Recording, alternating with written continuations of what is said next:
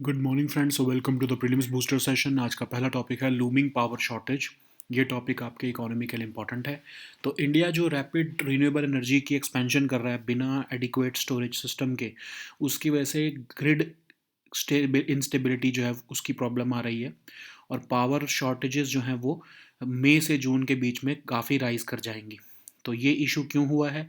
क्योंकि हमने पिछले 10 सालों में क्या किया है कि थर्मल पावर के एक्सपेंशन को कम कर दिया है। और जो है, जो पीक समर पर अब हम जो बेस लोड सपोर्ट हमें अदरवाइज़ मिल जाता था थर्मल पावर से, वो अब नहीं मिल पा रहा है। और उसके अलावा जो है, स्टेट्स ने भी फाइनेंशियली ग्रॉस मिसमैनेजमेंट की हुई है डिस्कॉम्स की। और लॉसेस को जो कवर करने के लिए कुछ भी उन्होंने जो है वो प्रोविजंस नहीं रखे हैं। तो बहुत ज़्यादा लॉस मेकिंग है, तो वो इंफ्रास्ट्रक्चर में भी अपग्रेड करने में भी खर्चा नहीं कर पाती हैं अपना जो डिस्कॉम्स होती हैं स्टेट्स की। ओके। तो अब हम देखते हैं, इंडिया जो है वो रैपिडली एक्सपैंड कर रहा है अपनी रीन्यूएबल एनर्जी को। 21 गीगावाट जो है ऐड किया है इंडिया ने इस करंट फाइनेंशियल ईयर में। और टोटल कैपेसिटी 165 गीगावाट्स तक पहुंच चुकी है। 212 गीगावाट्स तो लार्ज हाइड्रो अगर हम इंक्लूड कर लें तो 2012 गीगावाट्स तक है। इन कॉन्ट्रास्ट अगर हम देखें तो coal based thermal power capacity जो है वो 220 गीगावाट्स की है। लेकिन थर्मल पावर के अनलाइक जो है उसको जब मर्जी जिसको बढ़ाया जा सकता है, कम किया जा सकता है। सोलर और विंड एनर्जी जो है वो वेदर कंडीशंस पर डिपेंड होती हैं। सोलर जनरेशन जो है वो आफ्टरनून में पीक हो जाती है, लेकिन जो है जब इवनिंग होती है तो सन चला जाता है तो वो ड्रॉप होने लगती है। तो एक सप्लाई गैप क्रिएट हो जाता है। और इलेक्ट्रिसिटी जो डिमांड है वो तो रात को बढ़ जाती है नॉर्थ इंडिया में, है ना। तो उस समय जो है वो हमारे लिए जो रीन्यूएबल एनर्जी है वो हेल्पफुल नहीं रहती है, क्योंकि उसको हम स्टोर ही नहीं कर पाते। तो इवनिंग की डिमांड को मीट करने के लिए हमें थर्मल पावर प्लांट्स को रैंप अप करना पड़ता है। और इंडिया की कोल बेस्ड कैपेसिटी जो है वो सिर्फ 7% से ही ग्रो हुई है 2019 से 20 के अगर हम टाइम देखें तो। और जो पिछले हमने थर्मल पावर की कैपेसिटी को बढ़ाया है, उससे जो है ग्रिड ऑपरेटर्स को थोड़ा सा प्लांट लोड फैक्टर इंक्रीज़ करने में हेल्प हुआ है।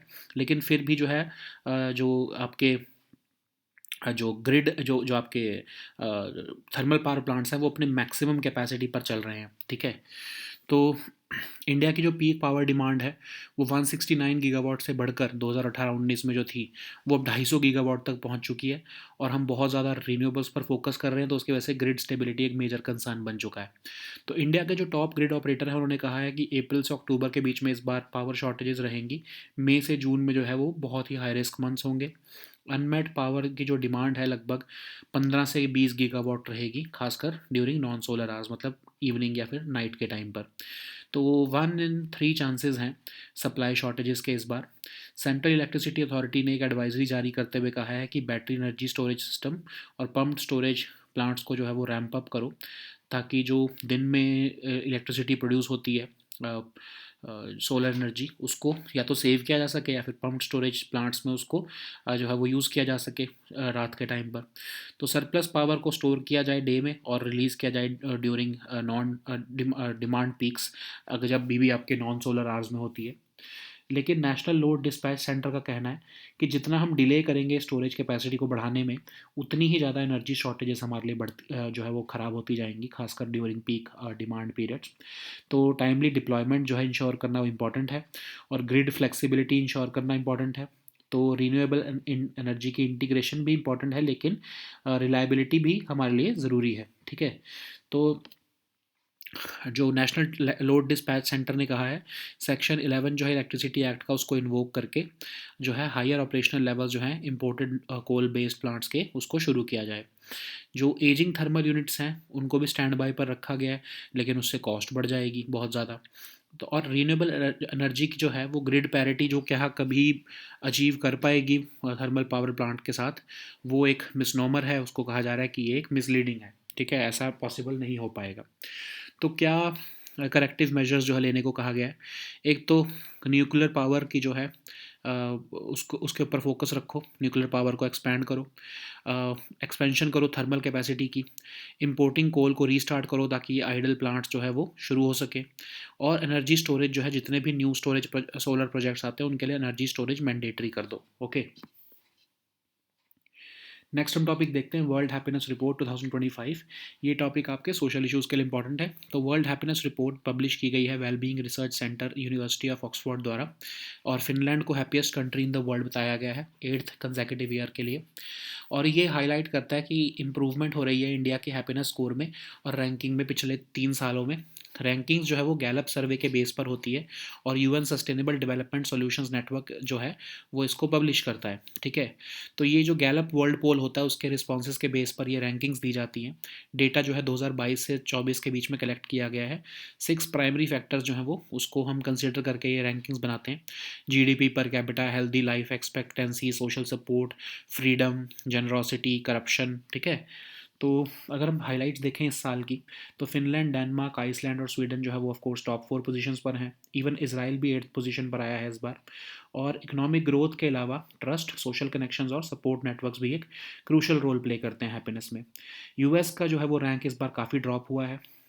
ऐसे ही जो यूके है उस वो भी अपने लोएस्ट लेवल पर है 2017 से। अफ़गानिस्तान जो है वर्ल्ड की अनहैप्पीएस्ट कंट्री है।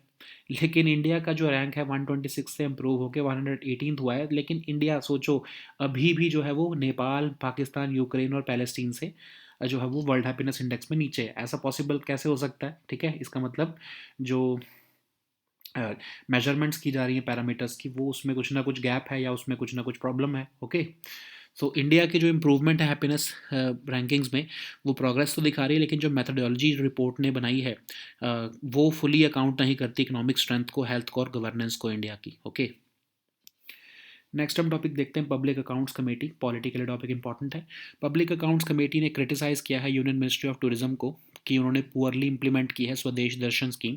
पब्लिक अकाउंट्स कमेटी 1921 में बनाई गई ओल्डेस्ट पार्लियामेंट्री कमेटी है इंडिया की, और ये इंश्योर करती है कि पब्लिक फंड्स जो है वो एफिशिएंटली और लीगली स्पेंड किए जा रहे हैं। ये एग्जामिन करती है सीएजी के ऑडिट रिपोर्ट को गवर्नमेंट एक्सपेंडिचर पर, और इन्वेस्टिगेट करती है फाइनेंशियल इरेगुलरिटीज़ को, लॉसेस को, इनएफिशिएंसीज़ को गवर्नमेंट स्पेंडिंग में। ठीक है, तो स्वदेश दर्शन स्कीम है क्या? 2015 में मिनिस्ट्री ऑफ टूरिज्म जो है उसने ये स्कीम बनाई, और सस्टेनेबल और रिस्पॉन्सिबल टूरिज्म डेस्टिनेशंस जो है इंडिया में बनाने का ये प्लान है। इसमें 100% सेंट्रली फंडेड है। मिनिस्ट्री ऑफ टूरिज्म इसमें फाइनेंशियल असिस्टेंस देती है स्टेट गवर्नमेंट्स को, यूटी एडमिनिस्ट्रेशंस को और सेंट्रल एजेंसीज़ को। ठीक है, थीम बेस्ड टूरिज्म सर्किट्स इसमें बनाए जाते हैं। ठीक है, नेक्स्ट हम टॉपिक देखते हैं जल शक्ति अभियान। टॉपिक आपके गवर्नेंस के लिए इंपॉर्टेंट है। तो कंसर्न्स रेज किए गए हैं लोकसभा में about the gaps in implementation of जल शक्ति अभियान scheme.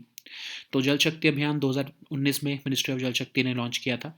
Water conservation, rain water harvesting, ground water recharge के लिए वाटर स्ट्रेस्ड रीजन्स में। तो जल जीवन मिशन का ही ये पार्ट है। जल जीवन मिशन क्या है, 2019 में ही लॉन्च किया गया कि हम functional house hold tap connections देंगे सभी रूरल हाउस होल्ड्स को बाय 2024। ओके, तो 19 करोड़ रूरल हाउस होल्ड्स इसमें कवर करने का प्लान था। और 90-10 का जो रेशियो है फंडिंग की, वो हिमालयन और नॉर्थ ईस्टर्न स्टेट्स पर और 50-50 बाकी के स्टेट्स पर 100% यूटीज़ को दिया गया है। ठीक है, इवन इसमें ग्रे वाटर ट्रीटमेंट और रीयूज़ का भी प्रोविजन है एग्रीकल्चर में। नेक्स्ट हम टॉपिक देखते हैं फाइनेंस कमीशन। टॉपिक आपके एक पॉलिटिकल इंपॉर्टेंट है। तो बिहार जो है वो दोबारा से अपनी स्पेशल कैटेगरी स्टेटस की डिमांड रख रहा है 16th फाइनेंस कमीशन से। 16th फाइनेंस कमीशन या फिर फाइनेंस कमीशन एक कॉन्स्टिट्यूशनल बॉडी है जो कि आर्टिकल 280 में दी गई है।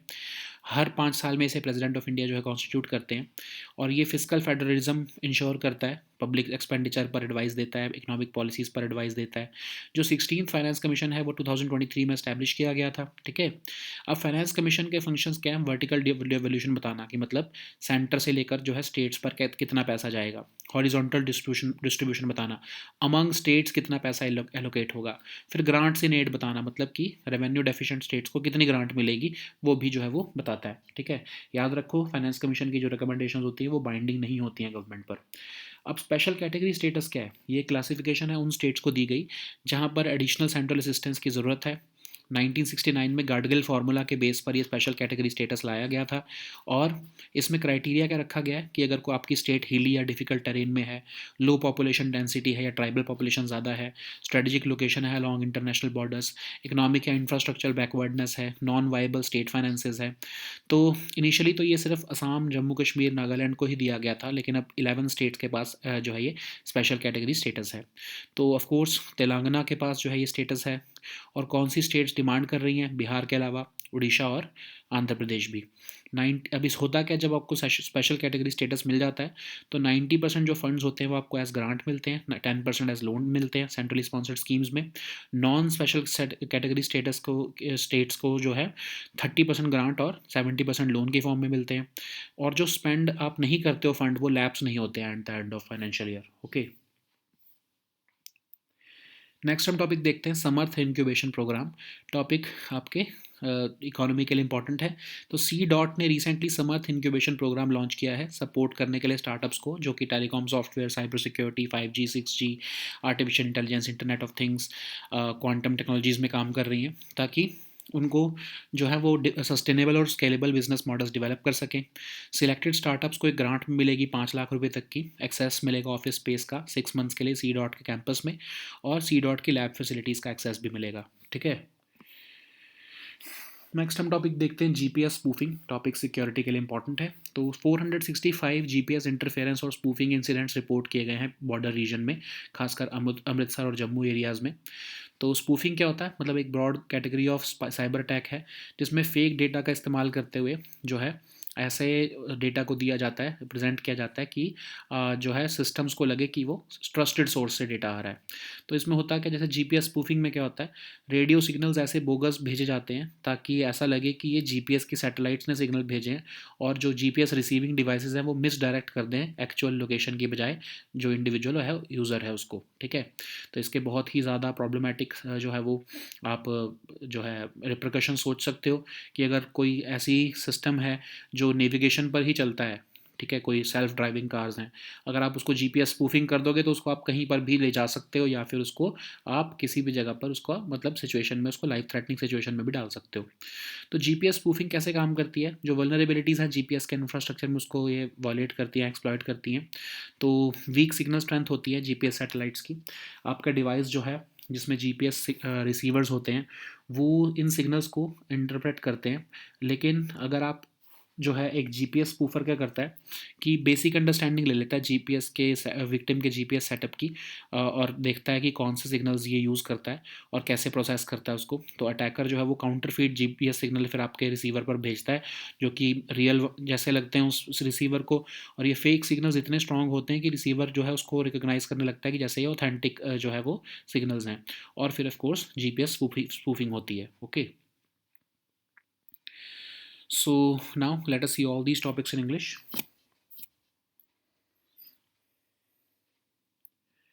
So the first topic is India's rapid renewable energy expansion without so the first topic is looming power shortage. This topic is important for your economy section. So India's rapid and renewable energy expansion without adequate storage systems has led to growing electricity grid instability, and this is going to exacerbate the problem of power shortages, especially in the month of May and June. So this is happening because of decade-old policy of scaling down the thermal power expansion and instead reducing the critical base load support during the summer evening peak, through which was otherwise we were dependent on thermal powers. Okay, so apart from that, financial mismanagement by power distribution companies is also responsible, especially when the state governments are reluctant to address the revenue leaks and they are relying on central lending utilities to cover the DESCOM losses. Okay, India has been rapidly expanding its renewable energy capacity, adding over 21 gigawatts in the current fiscal year itself. But we are reducing the based thermal power capacity. So, unlike thermal power, which can be ramped up as when needed, solar, and wind energy depends upon weather conditions, and solar generation peaks in the afternoon but drops by evening, creating a supply gap when electricity demand surges due to air conditioner usage in North India. So to meet the evening demand, thermal plants are ramped up, but India's coal-based capacity has grown only 7% since 2019 and 20 period. So while thermal additions have been allowed, uh, While thermal additions in the past have allowed grid operators to increase the plant load factors, we have reached the maximum capacity. Okay, so India's peak power demand has surged from 250 gigawatts to 250 gigawatts in 2024-2025, and it is expected to reach 270 gigawatts this summer. With growing reliance on renewables, grid stability has become a major concern. Okay, so India's top grid operator is also anticipating that power shortages will peak between May to June this year, and this unmet demand could reach about 15 to 20 gigawatts. Okay, especially during non-solar hours. So there is 1 in 3 chances of supply shortages, and we have to prepare for that. So, Central Electricity Authority has also recognized this grid stability challenges. So, it has issued an advisory recommending the battery energy storage systems and the pumped storage plants with solar projects. These systems can store surplus solar power during the day and release it when demand peaks in non solar hours. So, the National Load Dispatch Center is also warning that any delay in the battery energy storage system and pumped storage power pumped storage systems can worsen energy shortages, especially during peak power demands. Okay, so it is important to improve grid flexibility, support renewable integration, but also mitigate reliability risks. Okay, so National Load Dispatch Center has also warned that we need to invoke Section 11 of the Electricity Act so as to mandate higher operational levels for imported coal-based plants. So aging thermal units are being kept on standby, but this would lead to high costs. So uh, there is a so we need to recognize past planning failures, and corrective actions must be initiated, including renewed push for nuclear power in fleet mode, belated expansion of thermal capacity, importing coal to restart idle plants, and mandating energy storage for or new solar projects. Okay, so the next topic is World Happiness Report 2025. This topic is important for your social issues. So World Happiness Report 2025 has been published by the Wellbeing Research Center of the University of Oxford, and it has ranked Finland as the happiest country in the world for the eighth consecutive year. It has also highlighted an improvement in India's happiness score and ranking over the past 3 years. The rankings are based on Gallup surveys and UN Sustainable Development Solutions Network. Okay, so these responses are taken by the Gallup World Poll, and the data is collected from 2022 to 2024 period. So, of course, the rankings are not based on an index, but primarily 6 factors influence the happiness scores.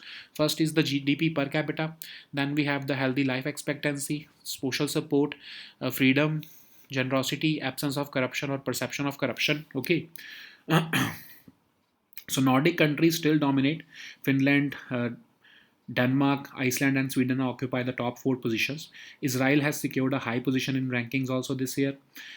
Beyond economic growth, trust, social connection, and support networks also play a crucial role in happiness. So, US rank has dropped this year. UK has also fallen to the lowest level since 2017. Afghanistan continues to be the unhappiest country in the world. Okay, India has moved up the ladder from 126th rank to 118th, but still India ranks below Nepal, Pakistan, Ukraine, and Palestine. So just imagine that a country like Palestine, which is having the war just around its borders, and it is dealing with abject poverty, it has been ranked as more happier than India. Okay, apart from that, of course, Pakistan also. So this clearly means that the methodology of the report is questionable, and it does not fully account for economic strength, health, and governance. Okay. So the next topic is Public Accounts Committee. This topic is important for your polity section. So Public Accounts Committee has criticized the Union Ministry of Tourism for the poor implementation of Swadesh Darshan scheme, which was established in 1921 as the this Public Accounts Committee was established in 1921 as the oldest parliamentary committee in India. It audits the revenue and expenditure of the government of India to ensure public funds are spent efficiently and legally. It examines the CAG audit report on government expenditure also. It investigates financial irregularities, losses, and inefficiencies in government spending. So it has 22 members, 15 from Lok Sabha and 7 from Rajya Sabha. So a Lok Sabha MP, traditionally from the opposition, is the chairperson of this committee. Uh, What is the Swadesh Darshan scheme? It was launched in 2015 by Ministry of Tourism to develop sustainable and responsible tourism destinations in India by creating thematic tourist circuits. So it is a 100% centrally funded scheme. The Ministry of Tourism provides financial assistance to state governments, UT administrations, and central agencies for the development of theme-based tourist circuits, ecotourism, and heritage conservation efforts also. So the next topic is Jal Shakti Abhiyan. This topic is important for your governance section. So concerns have been raised about in Lok Sabha about the gaps in implementation of drinking water schemes under the Jal Shakti Abhiyan. So Jal Shakti Abhiyan was launched in 2019 by Ministry of Jal Shakti to ensure water conservation, rainwater harvesting, and groundwater recharge in water stressed regions. So Jal Jeevan Mission was launched in 2019 under the Ministry of Jal Shakti to provide functional household tap connection to every rural household by 2024. So it aims to cover 19 crore rural households with tap water connections by 2024, of course. And the funding pattern includes 90-10 for Himalayan and northeastern states, 50-50 for other states, and 100% for UTs. So it also promotes grey water treatment and reuse in agriculture. Okay. So the next topic is Finance Commission. This topic is important for your polity section. So Bihar has reiterated its demand for special category status before the 16th Finance Commission this year. And what is Finance Commission? It is a constitutional body established under Article 280 of the Constitution. It is constituted in every 5 years by the President of India. It ensures fiscal federalism and advises on public expenditure and economic policies. So it consists of one chairperson who is expert in public affairs, then four members who are experts in finance, economics, and administration. The 16th Finance Commission was established in 2023 and it is for the period of 2026 to 2031. Okay. So Finance Commission functions or determines the vertical devolution of taxes, that is between the central divisible pool of taxes towards the states. Then the horizontal distribution is decided among the states. Okay, based upon their fiscal needs. Then we have grants in aid, which are recommended for revenue deficient states. So, what is the special category status? It is a classification given to states to provide them with additional central assistance due to economic and geographic disadvantages. It was introduced in 1969 based upon the Gartgill formula. So, criteria for special category status includes that a state must have hilly or difficult terrain, low population density or significant tribal population, strategic location along international borders, economic and infrastructural backwardness, non-viable state finances. So it was initially granted only to Assam, Jammu Kashmir, Nagaland, but currently 11 states have special category status, including Telangana. Apart from Bihar, Andhra Pradesh and Odisha are also demanding the special category status. So what happens when this status is given? 90% of the funds are given as grants and 10% as loans for centrally sponsored schemes. Non-special category states are getting only 30% as grants and 70% as loans. Unspent funds do not lapse at the end of the financial year also. Okay. So the next topic is Samarth Incubation Program. This topic is important for your economy section. So CDOT has recently launched the Samarth Incubation Program to support startups in the area of telecom software, cybersecurity, 5G, 6G, AI, IoT, and quantum technologies. The aim is to encourage the development of sustainable and scalable business models. So selected startups will get a grant of up to 5 lakh rupees each, access to office space for 6 months at the CDOT campus, and access to CDOT lab facilities also. Okay. So the next topic is GPS spoofing. This topic is important for your security section. So as many as 465 GPS interference and spoofing incidents have been reported in the border region, mostly in Amritsar and Jammu areas. So spoofing is a broad category of cyber attack where fake data is disguised as originating from a trusted source to deceive system or users. So in GPS spoofing, what happens is that bogus radio signals are they imitate legitimate GPS signals, misdirecting the GPS receiving devices about their actual location. So just imagine what can happen if any industry or any system is reliant on navigation data.